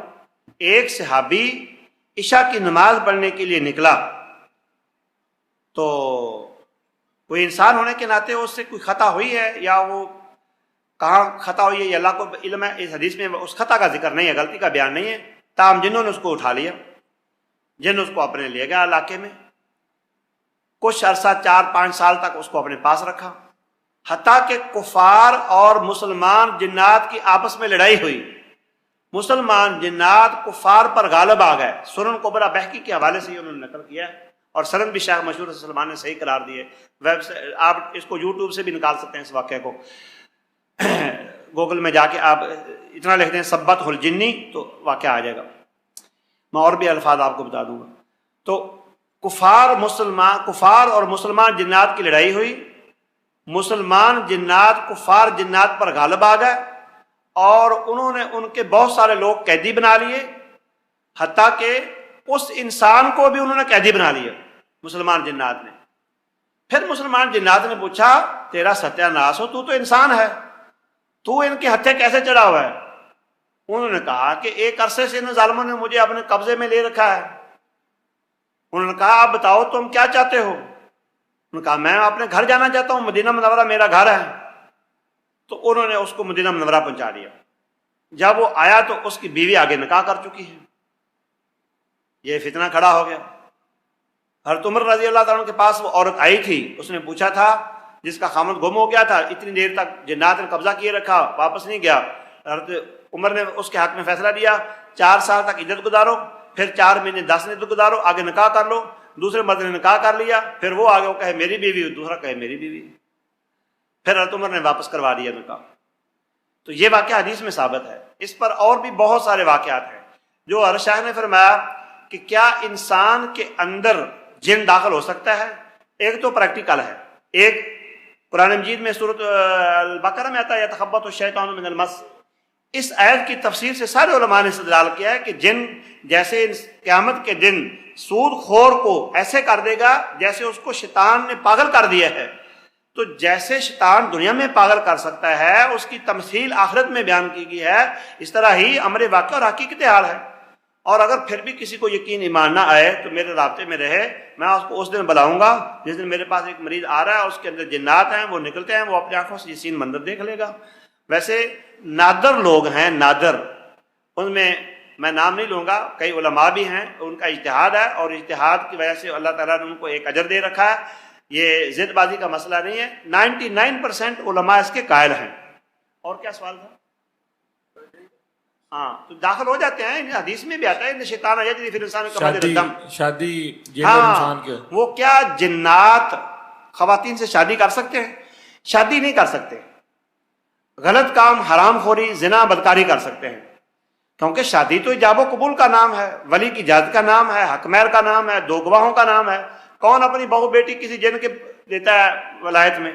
لیکن یہ بات قرآن مجید کی سورت الرحمن میں جس میں آتا ہے کہ جو اس کو حوریں اللہ تعالیٰ ایسی دے گا مومنوں کو جو جس کو نہ کسی جن نے ہاتھ لگایا گا نہ انسان نے، اس سے علماء نے استنباط کیا کہ وہ یہ کام کرتے ہیں، اور امر واقع اور حقیقت حال یہی ہے۔ آپ کے ایک بات ہوں کہ ایک خاتون میرے پاس آئی، اس نے کہا میرے ساتھ جن یہ زیادتی کرتا ہے، تو میں نے اس کو سمجھایا کہ تو یہ کام شریعت کے کیا کر، اور رات کو کستوری لگا کے سو جایا کر، جو مسنون اعمال کرنے کے بعد کستوری لگا لیا کر۔